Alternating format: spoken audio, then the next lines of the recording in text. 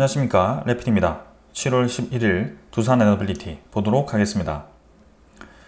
증시 먼저 보겠습니다. 코스피 0.81% 상승했고요. 코스닥은 0.71% 하락했습니다. 오늘은 코스피, 코스닥 옵션 만기일이었고요. 만기일이 다가오니까 이렇게 이제 동시호가에 좀 이제 변동이 컸던 것 같습니다. 그리고 목요일에 오늘이죠. 밤에 미국의 CPI 지표가 발표되기 때문에 거기에 따라서 글로벌 증시들이 조금 이제 관망세를 보이는 모습이었는데요. 오히려 이제 해외 증시, 미국 나스닥, 다우는 좋은 분위기, 니케이라든지 상해종합도 좀 좋은 분위기이긴 했습니다. 코스피는 일단 옵션 만기로 이렇게 좀 변동성이 있었는데 오늘 밤에 발표되는 그런 CPI 지표에 따라서 좀 이제 방향도 결정이 될 것 같습니다. 자, 외국인 투자자는 옵션 만기까지 6,100억을 매수하면서 줄곧 많은 매수 진행해주고 있고요. 기관 투자자는 850억 매도하면서 큰 움직임이 없었습니다. 코스닥은 23억 매도, 외국인 기관 투자자가 1,600억 정도 매도하면서 좀 이탈을 하였습니다. 2,900선 근처까지 코스피는 치고 나갔습니다. 계속해서 이제 우상향을 하는 그림이 그려집니다. 네. 고점을 점점 높이는 분위기, 저점도 점점 높아지는 분위기, 전형적인 상승 추세로 진행 중입니다. 그래서 이번에 CPI 지표가 예상처럼 낮게 나오고 그 미국의 금리 인하에 대한 시그널이 나온다면 조금 더 올라갈 가능성이 큽니다. 그래서 이제는 3,300포인트 이전 정고점을 향해서 줄곧 달려가지 않을까라는 그런 기분 좋은 상황이고요. 조금 더 지켜보겠습니다. 투자자 수급은 기관 투자자는 뭐 크게 매도 없었는데요. 금융 투자 위주로의 매도가 이어졌습니다. 그래서 뭐 최근에는 금융 투자가 매수하고 매도하는 거에 따라서 좀 이제 수급이 바뀌는 모습이고요. 나머지는 뭐 크게 투자자 움직임은 없었습니다. 외국인 투자자가 오히려 굉장히 많은 물량을 코스피로 매수를 해주고 있습니다. 지금 뭐 한 3일 정도 보아도 1조 5천억, 4일 보면 한 2조, 3조, 4조 가까이를 지금 7월 달에 들어와서 매수를 한 것으로 좀 보여지고요. 이 움직임이 이제 옵션 만기 다음 주부터도 좀 이 분위기가 계속 이어지는지 좀 지켜보도록 하겠습니다. 가장 우선적인 것은 물가 지표가 좀 잡히는 것이 우선입니다. 그래서 오늘 밤이 굉장히 중요해질 것 같습니다. 코스닥은 0.7% 하락하였고요. 네, 지금 올라가는 듯 하면서 다시 좀 꺾이는 모습이었습니다. 고점을 점점 낮추는 분위기이고요. 이평선이 꼬인 상황에서 딱히 지금 이제 올라가지 못한 채로 눌러지고 있습니다. 마찬가지 이제 옵션 만기의 특수 움직임이었을 수 있기 때문에 일단은 코스닥도 다음 주를 좀 봐야 될 것 같고요. CPI 지표 낮게 나와서 시장에 대한 성장성이 기대가 다시 된다. 유동성 자금이 풀려서 2차 전지와 같은 그런 이 시장이 다시 힘을 받을 가능성이 크다라고 한다면 다시 올라가지 않을까 싶습니다. 투자 수급은 기관 투자자 정말 이제 징하게 매도를 하고 있습니다. 굉장히 많은 물량을 또 뱉어냈고요. 1,600억, 어제는 1,000억, 그다음에 그 전날에는 1,000억 계속해서 이제 뱉어내고 있습니다. 그래서 지금 뭐 6월 달부터 중순부터 해서 7월 중순까지 지금 한 1조를 뱉어낸 걸로 좀 보여지고요. 외국인 투자자는 매도를 반복하고 있기 때문에 크게 뭐 움직임이 없었습니다. 그래서 일단 코스닥은 완벽하게 좀 반등하기 위해서는 그 상위 종목 테마들이 다시 힘을 받는 그런 날이 와야 될 것 같다라는 생각입니다. 환율은 좀 내렸습니다. 5.4원 하락하였고요. 1379원입니다. 고점을 지금 넘어서지 못한 채로 진행 중이고요. 차곡차곡 이제 눌러지는 모습을 보았을 때는 CPI 지표에 대해서 좀 경계를 하고 있는 것 같죠. 그래서 아무래도 CPI 지표가 낮게 나온다면 쭉 떨어질 가능성이 크기 때문에 이제 61선이 이제 평평하게 좀 만들어진 그런 상황에서 딱 내려가기 좋은 그림이 만들어졌는데 CPI 지표가 어떻게 발표될지 좀 보도록 하겠습니다. 지수 선물은 지금 보면 미국 증시는 약하게 하락 중이고요. 마찬가지 보합 수준입니다. 전날에는 좀 올라갔는데 9시 정도에 또 CPI 지표 발표되기 때문에 주목하도록 하고, 유럽 증시도 보합 수준이죠. 그래서 글로벌 증시는 아시아 증시는 좀 힘을 받았는데 지금까지는 유럽이라든지 미국 증시는 보합으로 진행 중입니다. 국제유가 천연가스는 조금 올랐고요. 뭐 크게 변화 없었기 때문에 넘어가겠습니다. 채권 금리도 전날과 유사합니다. 4.28%로 진행 중이고요. 네, 크게 움직임 없었습니다. 그래서 뭐 여기서 오늘 그 수치에 따라서 이것도 마찬가지로 움직일 가능성이 크기 때문에 한번 천천히 좀 지켜보도록 하겠습니다. 자, 오늘 이 정도로 증시에 대한 분위기 살펴보았고요. 저녁에 나오는 그 소식 기다리면서 내일 또 시장 분석해 보도록 하겠습니다. 저는 이 정도로 하고 종목으로 가겠습니다. 두산에너빌리티 보겠습니다. 오늘 뭐 부합 수준이었죠. 거의 왔다 갔다 계속 하였지만 큰 의미 없는 움직임이었고요. 21,850원으로 거의 움직임 없이 마무리되었습니다. 시간의 거래가 지금 보면 이상합니다. 지금 거래 정지 종목으로 되어 있고요. 좀 깜짝 놀라신 분들도 많았을 것 같습니다. 저도 좀 깜짝 놀랐고요. 그 소식은 조금 이따가 살펴보도록 하겠습니다. 오랜만에 또 공부할 거리를 또 주는 종목 역할을 또 해주고 있고요. 두산에너빌리티 투자를 하면서 정말 이제 많은 경험을 하는 것 같습니다. 이번에는 또 그 소식은 조금 이따가 말씀드리도록 하겠습니다. 자, 시간의 거래는 조금 올라가면서 마무리가 되었는데 크게 의미 없었고요. 일별 거래도 오늘 옵션 만기에 대한 움직임으로 내렸다가 올라갔다가 계속 큰 의미 없는 움직임이었습니다. 전날 내렸던 거 오늘 뭐 크게 움직임 없었고 한 8일, 9일 정도 바짝 이제 들어왔던 물량이 오늘은 옵션 만기 따라서 크게 변화 없는 모습이었습니다. 그래서 우리는 체코 원전 수주 소식에 기대를 하고 있었고 거기에 초점을 두고 있었습니다. 그래서 지금 이제 원자력 테마들이 같이 좀 움직이는 날이었고 수요일과 목요일은 옵션 만기의 영향이었는지 큰 움직임 없이 진행이 되었고요. 그래도 이제 정고점 정도 수준에서 마무리가 되었는데 지금 이제 매매 거래 정지가 되어 있습니다. 일단 거래량이 좀 더 붙어주면서 진행이 되면 좋을 건데 거래 재개는 내일 진행되거든요. 그래서 내일 움직임을 한번 살펴봐야 될 것 같습니다. 지금 이제 체코 원전 수주는 아마 다음 주 정도에 발표가 될 것 같고요. 늦으면 이제 7월 말 정도에 발표가 되지 않을까 싶습니다. 그래서 거기에 맞게 움직일 것 같은데 지금 이제 그 체코 원전 수주 소식 외에 다른 영향이 지금 들어왔습니다. 그래서 그 영향이 주가에 어떤 영향을 줄지는 또 한번 조금 이따가 같이 보겠습니다. 월봉은 뭐 기분 좋게 올라왔고요. 지금 코스피 전체가 올라가고 있기 때문에 두산에너빌리티도 시가총액 25위 정도 하는 종목입니다. 그래서 거기에 맞게 좀 같이 올라가는 분위기고요. 분위기는 상당히 좋습니다. 투자 수급은 오늘 외국인 투자자 52만 주 매수하였고요. 전날 매도했던 거 그대로 이제 채워주는 모습이죠. 기관 투자자는 오늘 추가적인 매도 없었고요. 금융투자, 보험, 투신 큰 변화 없었습니다. 연기금 투자자는 79,000주 매수하면서 이틀 정도 매수 들어왔고요. 사모펀드도 마찬가지 큰 움직임이 없었습니다. 그래서 기관 투자자는 뭐 최근까지는 매수 매도를 계속 반복하면서 진행 중이었고요. 외국인 투자자가 이제 오늘 매수를 하면서 마지막까지 물량을 확보하는 모습이었습니다. 뭐 차트는 뭐 더 우리가 분석할 거 없거든요. 이 정도로 진행되었고요. 오늘 뭐 그 소식 빠르게 좀 보는 게 낫지 않을까 싶습니다. 자, 일단 공매도 잔고부터 먼저 보겠습니다. 잔고는 뭐 비슷하죠. 최근에는 뭐 39만 주 정도 수준에서 멈춰 있고요. 공매도 잔고도 지금 거의 다 상환이 되어 있는 상황입니다. 그래서 거의 없고요.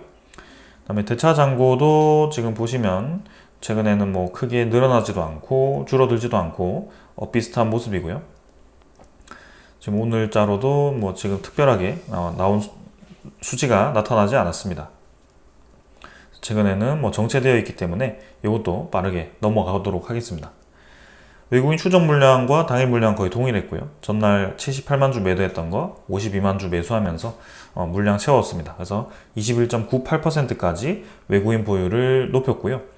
거의 뭐 제일 높은 수준까지 지금 마지막으로 유지를 하면서 옵션 만기를 마무리를 했습니다. 거래원도 뭐 특별한 수급 없었고요. 신한증권에 좀 매수가 들어왔고 전날에는 뭐 JP모건, 모건스탠리 이렇게 매도가 좀 있었는데 뭐 특별하게 매도를 많이 한 것도 아니고요. 중요해 보이진 않기 때문에 넘어가도록 하겠습니다. 자, 그래서 뭐 기술적인 부분도 일단 이 정도로 보합 마무리되었고 옵션 만기 잘 넘어갔고 거시적으로는 오늘 발표되는 CPI 지표에 따라서 코스피가 움직일 것이기 때문에 거기에 맞게 좀 증시 분위기는 지켜보면 될 것 같다. 자, 근데 이제 두산 에너빌리티의 주요한 소식 하나가 오늘 들려왔습니다. 사실 저는 전혀 예상하지 못했던 소식 중에 하나고요. 회사 분할 합병 결정이 이렇게 공시가 나왔습니다. 주요 사항 보고서로. 이거 이제 다트에 들어가시면 볼 수가 있고요. 그 부분에 대해서 이제 좀 살펴보도록 하겠습니다. 그래서 이 공시로 인해서 오늘 동시 호가가 멈추고 매매 거래 정지로 이렇게 나왔고요. 거래 정지는 뭐 내일 아침 9시에 바로 풀리기 때문에 움직임 그냥 걱정 안 하셔도 될 것 같습니다. 자, 그럼 이 회사 분할을 했을 때, 그리고 합병을 했을 때 이 주가가 어떻게 영향을 주는지, 그리고 두산 에너빌리티의 사업에 어떤 영향을 주는지가 좀 중요해 보이죠.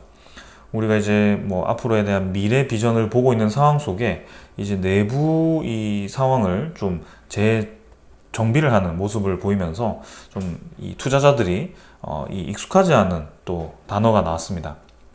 분할 합병. 사실 이 분할 합병은 이전에도 한번 우리가 경험을 했고요. 뭐 현물 출자도 하고 현금 출자도 하고 뭐 물적 분할은 아니죠. 삼자 배정 유상증자, 그 다음에 주주 배정 유상증자, 뭐 신주 인수권부 사채, 네, 이렇게 여러 가지를 많이 경험을 했었는데요. 이번에는 두산 에너빌리티에서 네, 분할을 하고 이제 두산 로보틱스와 합병을 하는 공시가 나왔습니다. 두산 밥캣을 인적 분할을 하는 모습인데요. 이 내용에 대해서 천천히 한번 살펴보겠습니다. 자, 분할 합병 방법입니다. 본건은 이제 뭐 무슨 규정에 의해서 이제 두산 에너빌리티 주식회사가 영위하고 있는 사업 중에 분할 합병 대상 부문을 분할해서 두산 로보틱스 주식회사에 흡수 합병하는 방식의 분할 합병이다. 두산 에너빌리티 주식회사가 회사의 주주가 분할 합병 신주 배정 기준일 현재의 지분에 비례해서 분할 합병 비율에 따라 두산 로보틱스 주식회사의 주식을 배정받는 흡수 인적 분할 합병 방식으로 진행이 된다라고 합니다. 내용이 좀 어려울 수 있기 때문에 천천히 좀 설명드리도록 하겠습니다. 일단은 핵심부터 말씀드리자면 지금 두산 에너빌리티 아래에 두산 밥캣이 지분이 있습니다. 근데 그 두산 밥캣을 이제 인적 분할을 해서 떼버리고 이제 두산 로보틱스 아래에 100% 자회사로 이제 합병 신주를 발행을 함으로써 옮기겠다라는 것인데요. 그 과정이 좀 헷갈리실 수도 있을 것 같습니다. 그래서 두산 에너빌리티 아래에 이제 두산 밥캣이 있는데요. 이 두산 밥캣이 있는 것을 이제 두산 에너빌리티가 두산 밥캣의 지분을 가지고 있죠. 근데 그 지분을 가지고 있는 비율만큼의 주식을 이제 두산 에너빌리티에서 인적 분할을 해서 한마디로 보면 합병을 하겠다. 그러니까 감자를 하겠다라고 보셔도 될 것 같습니다. 이 주식 수가 줄어든다. 주식이 소각된다. 라고 좀 보시면 될 것 같고요. 두산 밥캣은 이렇게 떨어져서 두산 로보틱스의 아래로 들어가게 됩니다. 근데 그 들어갈 때는 그냥 단순하게 뭐 합쳐지는 게 아니고요. 두산 로보틱스에서 신주가 발행이 되는데 그 신주가 이제 두산 밥캣과 두산 로보틱스의 주가에 맞게 이렇게 그 비율에 맞게 이렇게 결정이 돼서 생기게 됩니다. 그러면 이제 사실 이제 가격은 두산 에너빌리티와 두산 로보틱스 간의 가격으로 결정이 될 거고요. 거기에 따라서 신주 비율이 합병 비율이 결정이 됩니다. 그러니까 예를 들어서 이제 제가 두산 에너빌리티의 주식을 1000주를 가지고 있다라고 한다면 그 1000주 중에 일부 이 인적 분할 비율만큼 제 주식이 두산 에너빌리티에서 사라지게 됩니다. 그러면 700주 정도가 남게 되고 그 700주 말고 이제 300주가 두산 밥캣을 가지고 있는 주식인데 그게 두산 로보틱스와 이제 합병이 된다. 그래서 그 합병 주식이 이제 두산 로보틱스로 상장이 되기 때문에 저의 300주가 이제 두산 로보틱스의 합병 비율만큼의 비중만큼 두산 로보틱스 주식으로 바뀐다라고 보시면 됩니다. 결론적으로 저는 두산 에너빌리티 700주를 가지고 있고 두산 로보틱스를 뭐 한 30주, 뭐 40주, 뭐 요 정도 수준으로 이렇게 두 개의 회사를 가지게 된다라고 봅니다. 그건 이제 어디까지나 회사 분할 합병 결정이 이제 승인이 되었을 때, 그죠? 주주들의 동의를 얻어서 승인이 되었을 때의 얘기인데요. 일단은 큰 그림은 그렇게 진행이 된다. 그럼 왜 갑자기 분할을 하냐? 목적을 보니까 본건 분할 합병은 두산 에너빌리티의 주식회사의 투자 사업 부문을 분할해서 두산 로보틱스에 흡수 합병을 하는데, 일단은 뭐 명분은 이렇습니다.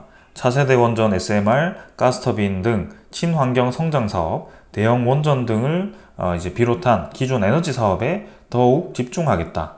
그래서 양사 모두 장기적 성장 전략의 일환으로 경영 합리화를 추진함과 동시에 기업 가치 및 주주 가치 제고를 목적으로 한다라고 되어 있습니다. 사실은 두산 팝켓이 두산 에너빌리티 아래에 있어도 뭐 SMR 가스터빈, 뭐 대형원전 사업 집중하는 데는 아무 문제가 없다라고 저는 생각이 드는데요. 일단은 두산 팝켓을 이제 두산 로보틱스와의 시너지를 생각해서 좀 합치는 데에 좀 중점을 두지 않았나, 그런 생각이 좀 들고요. 그리고 두산 에너빌리티의 회장이 또 이제 박지원 쪽이죠. 박지원 부회장이기 때문에 또 이제 그 두산 회장과 또 그런 뭐 합의가 있었는지는 모르겠습니다. 근데 두산 로보틱스에 조금 힘을 실어주는 그런 그림도 좀 있는 것 같고요. 두산 에너빌리티 아래에 있는 두산 리사이클링 솔루션, 두산 지오 솔루션이 이제 또 성장을 할 가능성이 있고, 그리고 이제 최근에 두산 에너빌리티의 사업이 좀 잘 될 기미가 보이기 때문에 좀 이참에 그런 사업을 성장시키면서 뭐 이런 두산 팝켓을 좀 떨어뜨려도 될 것 같다라고 판단을 했을 수도 있고요. 사실 뭐 제가 경영자가 아니기 때문에 거기까지는 좀 추측하기는 어려운데요. 뭐 결론적으로는 이렇게 되었습니다. 그럼 이제 우리 주주 입장에서는 자, 이게 합병이 얼마나 되고 언제 되고 그리고 어떤 비율로 되고 그러면 내 가치가 어떻게 변하는지를 좀 살펴봐야 됩니다. 거기에 대해서 좀 같이 살펴보도록 하겠습니다.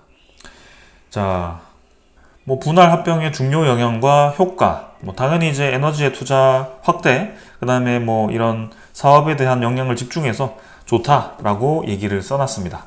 그래서 그거는 그냥 뭐 넘어가도록 하고요. 여러분들이 읽어보시면 될 것 같습니다. 그리고 뭐 분할 이전 사업이라든지 재산의 내용, 여기 자세히 써있기 때문에 이것도 한번 보시면 될 것 같고요. 자, 우리가 중요하게 생각하는 거, 이제 매매 거래 정지 기간입니다. 자, 거래 정지 기간은 10월 25일부터 11월 22일입니다. 거의 한 달 동안 진행이 되고요. 이 한 달 동안 제가 이제 영상을 어떤 걸 이제 업로드를 해야 될지 상당히 또 고민스럽기도 합니다. 근데 일단 거래 정지 기간 동안 분할이 되고 합병이 되게 되고요. 이 경험은 오랜 주주분들은 한번 했습니다. 두산 인프라코와 인적 분할, 그리고 두산 팝켓이 떨어져서 두산 에너빌리티 아래로 붙는 그 과정이 2021년 3월에 있었고요. 7월쯤에 이제 마무리가 되었거든요. 그때 이제 거래 정지가 진행이 되었었고, 두산 인프라코어 주가가 이제 좀 움직이고, 그리고 이제 거래 정지가 되는 모습이었죠. 그래서 그 사례도 이제 조금 이따가 같이 좀 살펴볼 거고요. 일단은 이 합병에 대한 설명부터 마무리를 해보도록 하겠습니다. 그래서 발표는 이제 7월에 했지만 10월에서 11월까지 진행이 되고 11월 22일에 마무리가 되고 23일에 이 새로운 이 주식이 신주 상장이 25일이네요. 네, 25일에 신주 상장이 예정이 됩니다. 그리고 신주 배정 기준일은 10월 28일이고요. 배정 기준일 기준으로 거래일 기준으로 2거래일 전이기 때문에 10월 25일까지 그냥 들고 계시면 자동으로 매매 거래 정지가 되고 신주 배정을 받을 수 있게 될 겁니다. 자, 그래서 그러면 한 주당 얼마의 조건으로 이제 신주가 생성되느냐 좀 보도록 하겠습니다. 두산 로보틱스 주식회사는 한 주당 액면가 500원이고요. 보통 주식수를 이제 2천만 주를 발행해서 신주 배정일 기준일로 현재 두산 에너빌리티 주식회사의 주주 명부에 기재된 주주에게 그가 소유하고 있는 김영식 보통 주식 한 주당 0.0315주를 비율로 김영식 보통 주식을 배정을 한다라고 되어 있습니다. 그래서 여기는 이제 분할 비율이 0.2474고요.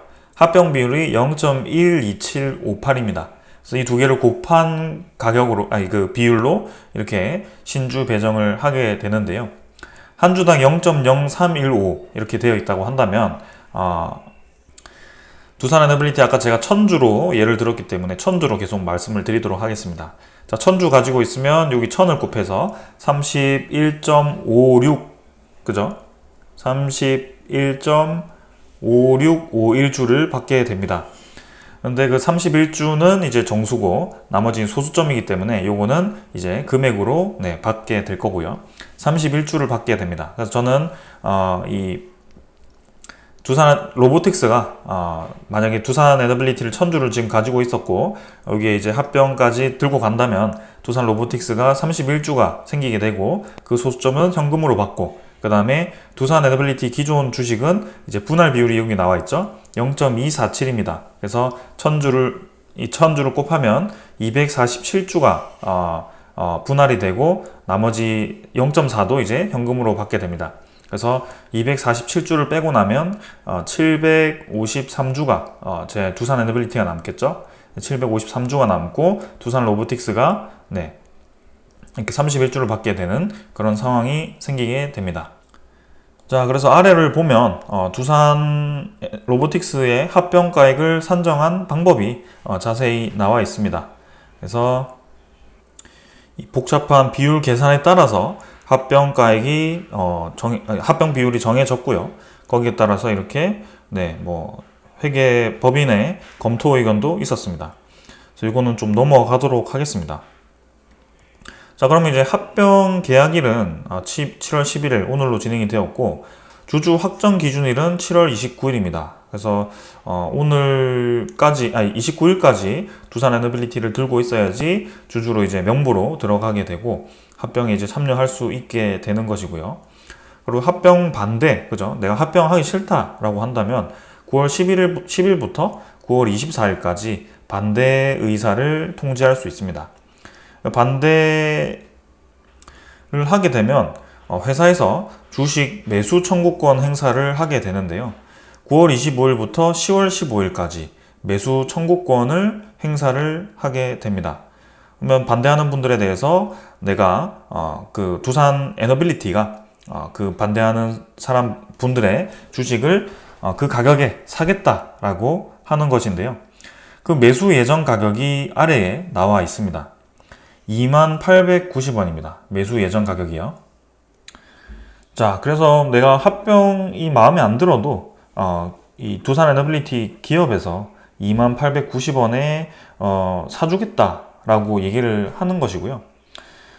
그렇다고 한다면 사실 2890원이라는 저 수치가 웬만해서는 저 아래로 주가가 내려오지 않을 가능성이 있어 보입니다.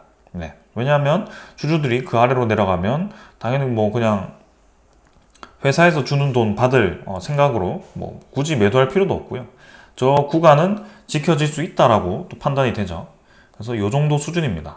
그래서 지금 이미 평균 단가가 상당히 높아져 있는 상황인데 지금 주가 대비해서는 한 1000원 정도 낮은 가격이긴 합니다만 확실히 좀 이제 평균 단가가 높아져 있다. 그리고 저런 매수 청구권에 대한 가격을 보았을 때는 기업 입장에서도 지금 이 합병에 대해서 좀 긍정적으로 판단을 하고 있는 게 아닌가 그런 생각도 좀 해봅니다. 자, 그래서 이렇게 좀 진행이 된다. 그래서 오늘 갑작스럽게 기습 소식이 좀 나와서 여러분들이 좀 당황하셨을 것 같은데요. 사실 두산 로보틱스도 소스가 괜찮습니다. 그리고 그 아래 이제 두산 밥캣이 붙기 때문에 좀 덩치가 많이 커지지 않을까라는 그런 기대감도 있고요. 실제로 두산 로보틱스에 대한 그런 주가를 좀 한번 보도록 해볼까요? 자, 로보틱스 주가입니다. 로보틱스 주가가 지금 시간 외에 상당히 이제 뛰었다가 정지가 되었죠. 그래서 사실 이 거래가 될 당시에 좀 소식이 좀 오픈이 된 것 같습니다. 그리고 매매 거래 정지 종목 동일하게 진행이 되었고요. 바짝 이제 올라갔다가 조정기를 거치고 최근에 다시 좀 움직이는 모습입니다. 근데 오늘 양봉을 좀 길게 뽑았고 마찬가지로 외국인 투자자에 대한 지분이 최근에 상당히 많이 늘어나는 모습이었습니다. 두산 에너빌리티와 좀 유사한 움직임을 좀 보이고 있었다 이렇게 좀 생각이 들고요. 소스 자체는 미래지향적이기 때문에 로보틱스 저는 괜찮은 것 같습니다. 그래서 결론적으로는 저는 이 합병에 좀 참여를 하지 않을까 할 겁니다. 그래서 좋은 분위기라고 저는 생각이 들고요. 두산 로보틱스를 같이 이제 또 리뷰를 해 나가야 될지 그것은 조금 모르겠습니다. 그래서 일단 두산 에너빌리티 하나만으로도 최근에는 조금 일정이 스케줄이 빡빡하기 때문에 일단 두 개를 가지게 되었을 때 어떤 식으로 진행을 할지는 좀 보도록 하겠습니다. 자, 그렇다고 한다면 두산 에너빌리티 입장에서는 뭐 내 주식 수가 줄어든다? 이렇게 하면 좀 그렇고, 그러고 이제 두산 밥캣이라는 캐시카우죠. 캐시카우라는 것은 돈을 굉장히 잘 벌어주는 자회사가 하나가 빠지게 되는 것입니다. 두산 에너빌리티 아래에 이제 두산 퓨얼셀이 하나가 있고, 그 나머지 뭐 아직 비상장, 두산 지오 솔루션, 두산 리사이클링 솔루션, 네, 이런 기업들입니다. 그러면 이제 두산 에너빌리티 입장에서는 조금 이제 투자금을 얻을 만한 그런 이 돈줄이 없죠, 사실. 두산 퓨얼셀도 조금 투자금이 더 필요한 사업이고, 두산 지오 솔루션도 그렇고, 두산 리사이클링 솔루션도 그렇고. 자, 그럼 두산 에너빌리티 주주 입장에서는 뭔가 두산 밥캣이 빠져나가는 게 조금 이제 이 재무적으로 좋지 않지 않나라는 생각을 할 수도 있습니다. 자, 그래서일까요? 아니면은 그 윗분들끼리 좀 이제 딜을 한 것일까요? 공시가 또 두 개가 하나 더 나왔습니다. 두산 에너빌리티의 특수관계인에 대한 주식 처분 소식이 있었는데요. 두산 에너빌리티가 거래 상대방 두산 포트폴리오 홀딩스에다가 두산 큐벡스의 지분을 처분을 하게 됩니다. 지분 100%를 처분을 하였고요. 처분 금액이 3,790억입니다. 3,709억이죠. 그래서 적은 금액이 아니거든요. 그래서 이렇게 이제 장외 처분, 비상장의 그 큐벡스를 이렇게 처분을 하게 되었고, 그래서 마찬가지로 비핵심 지분을 이제 매각하는 지배 구조다. 그래서 본 거래는 두산 로보틱스와 에너빌리티 간 분할 합병 완료 조건을 해서 그 완료 직후 종결이 될 예정이다. 그래서 현금은 장착을 했습니다. 3,700억 지금 마련을 했다라고 보시면 될 것 같고요. 하나 더 있습니다. 자, 이 D20 캐피탈 LLC라는 기업의 주식 처분을 하게 됩니다. 그래서 처분 금액은 644억이고요. 마찬가지로 두산 로보틱스와 에너빌리티 간 분할 합병 완료 조건으로 이렇게 매각을 하게 됩니다. 자, 그래서 3,700억과 600억, 650억 정도라고 한다면 한 4,300억 정도, 4,400억 정도가 지금 실탄이 마련되었다라고 보시면 될 것 같고요. 두산 밥캣이 좀 떨어졌다라고 하더라도 두산 밥캣으로 매년 얻는 그런 배당 수익에 지금 뭐 한 10년치를 지금 받았지 않나, 네, 그런 생각이 좀 듭니다. 그래서 현금 실탄은 그렇게 무리가 없다. 재무 구조상으로는 유동 현금이 좀 빠질 수도 있겠지만 어디까지나 뭐 연결에 대한 상황이었고, 뭐 직접적으로 두산 에너빌리티에 두산 밥캣에서 현금을 끌어다 쓰고 뭐 이런 것이 아니기 때문에 크게 의미는 없었다라고 봅니다. 자, 그래서 두산 에너빌리티 자체 재무도 개선이 많이 되었고요. 네, 차입금도 많이 상환이 되었기 때문에 지금은 네, 이렇게 캐시카우가 좀 떨어져 나가더라도 캐시 자체가 지금 생겼기 때문에 큰 무리가 없어 보인다라고 저는 생각이 듭니다. 그리고 이제 두산 에너빌리티 자체에 그런 사업성 있는 이 사업들이 많아지고 있습니다. 일단 대형 원전을 수주를 하면 그 원전 기자재만으로도 수익성이 높은 사업이거든요. 그래서 신한울 3, 4, 5기에 대한 그런 납품, 그 다음에 지금 체코 원전 수주하면 그건 이제 수익으로 잡히려면 좀 시간이 걸리긴 하겠지만, 뭐 초도 이 계약금이 또 납입이 될 거고요. 그 이외에도 뭐 SMR이라든지 최근에 이제 뉴스케일 파워에 대한 지분 가치 상승이라든지, 네, 아니면 뭐 가스터빈에 대한 많은 계약들, 해상 풍력도 이제 곧 정부의 지원을 받아서 네, 이렇게 파운드리 역할을 하게 될 텐데, 그런 여러 가지를 좀 보았을 때는 지금 두산 에너빌리티가 성장할 가능성이 커 보입니다. 그래서 겉면으로는 덩치가 좀 줄어들었다라고 볼 수도 있겠지만 전체적으로는 좀 괜찮아 보인다, 저는 네, 그렇게 좀 생각이 듭니다. 자, 그래서 두산 그룹 자체가 이제 3개의 축으로 사업을 개편한다라고 합니다. 그래서 두산 밥캣이 로보틱스 자회사로 이렇게 들어가게 되는데요. 여기 표에 잘 정리가 되어 있죠.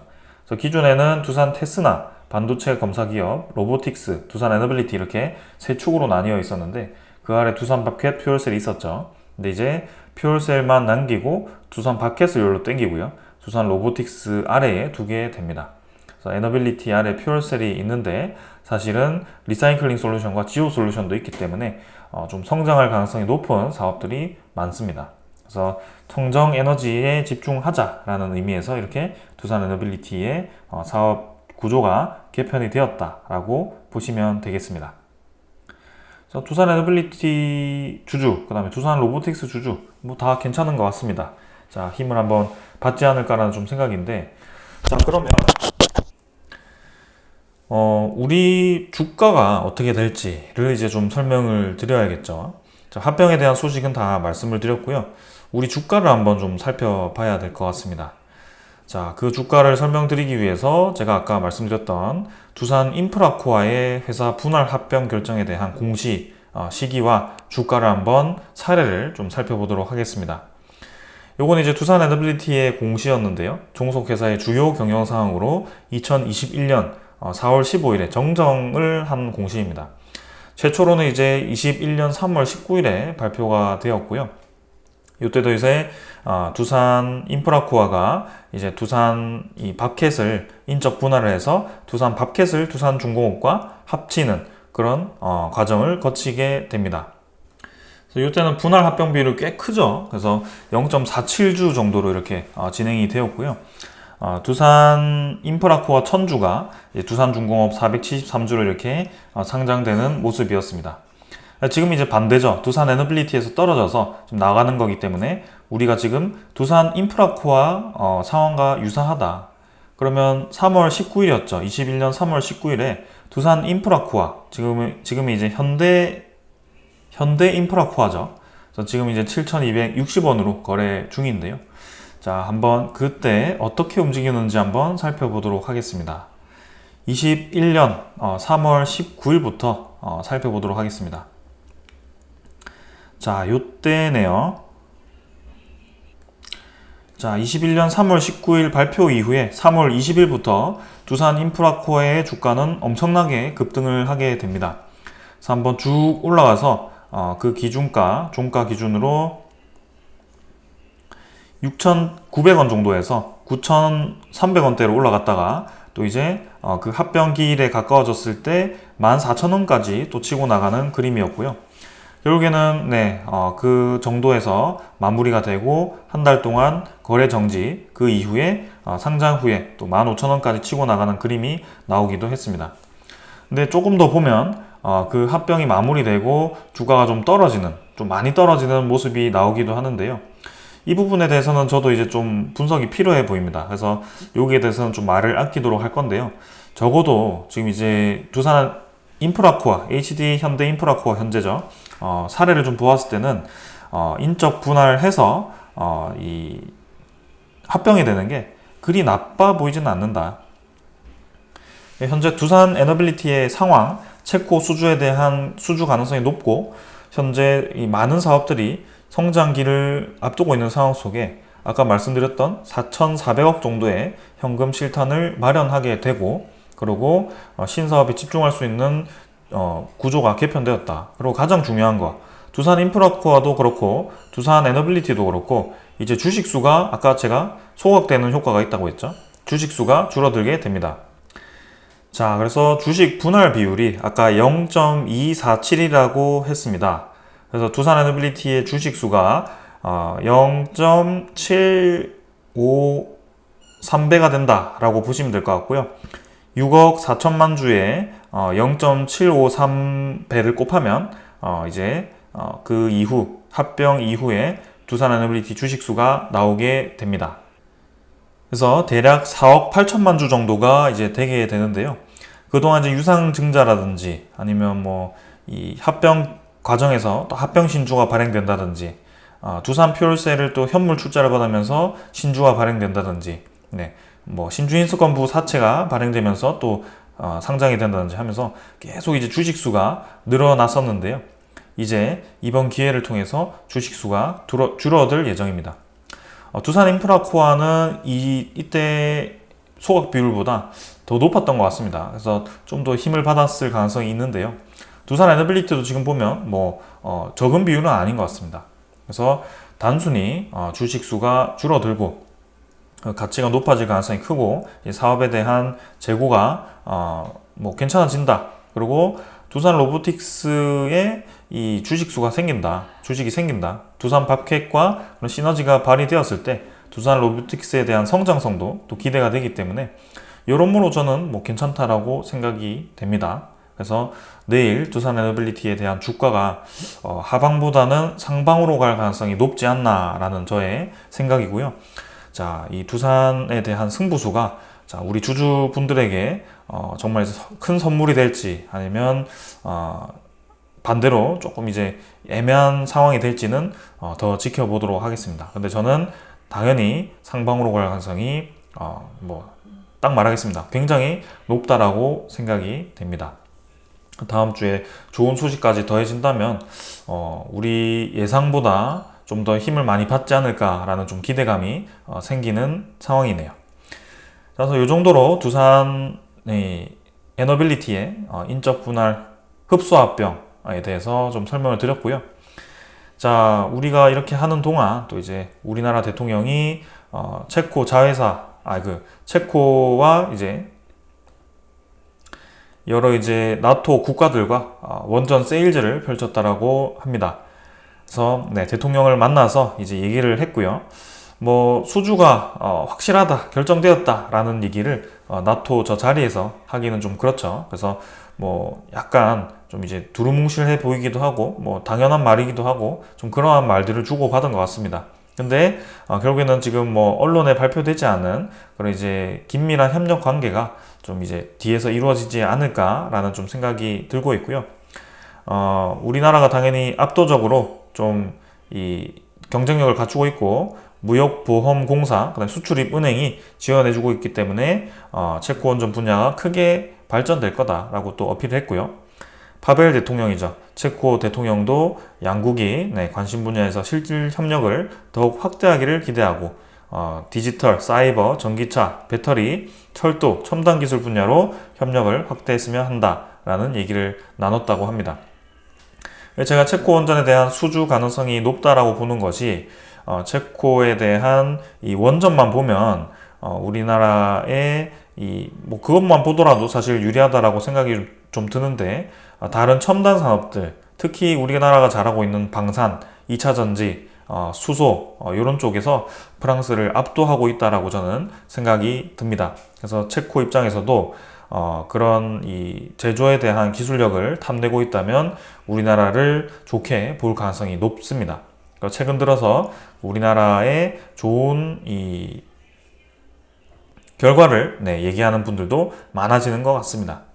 체코 자회사 대표 두산 스코다 파워가 최대의 강점이죠. 그래서 체코 원전 기자재에 대해서 상당량을 공급할 것이다.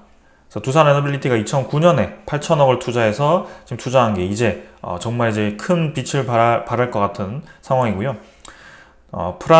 프로차즈카 대표가 발전소 성능을 결정짓는 기자재 상당량을 두산 스코다 파워 등 체코 기업이 공급할 것이라는 점은 이미 확인이 되었다. 두산 스코다 파워를 통해서 두산 그룹이 한수원과 긴밀한 협력으로 쌓은 끈끈한 관계가 기여를 한 것이다. 그래서 두산 스코다 파워의 장점이 체코 현지 기술과 법적 환경에 대한 지식이다. 그래서 한국의 많은 설계 시공 조달 업체와 협력의 역사가 오래되어서 프로젝트를 적 시점에 준비 상태를 잘 파악하고 있다라고 되어 있습니다. 그리고 또 의미심장한 얘기가 있었죠. 현재 발전기 모델 사양 및 변환 일정에 대해서 내부 검토를 진행하고 있다. 마치 이 현지 언론에서 이미 인터뷰를 했고요. 체코 원전 수주에 대해서 기자재 발주가 곧 날 것 같은 움직임을 보이고 있죠. 그래서 이것도 좀 좋은 징조 중에 하나지 않나라는 생각입니다. 자, 그래서 오늘 제가 설명드릴 설명은 다 마쳤고요. 자, 합병에 대해서 조금 더 깊이 저도 공부를 해 볼 겁니다. 그래서 그 공부를 하고 여러분들에게 추가적으로 전달할 소식이 있다면 또 전달해 드릴 거고요. 오늘 이제 최대한 빠르고 좀 이제 정확하게 좀 소식을 전달 드리기 위해서 한번 이렇게 자세하게 좀 설명을 드렸습니다. 자, 결론적으로는 나쁘지 않다. 그리고 두산 에너빌리티에 대한 주가가 좀 움직일 가능성이 있다. 이렇게 정리를 하면서 마무리를 하겠습니다. 감사합니다.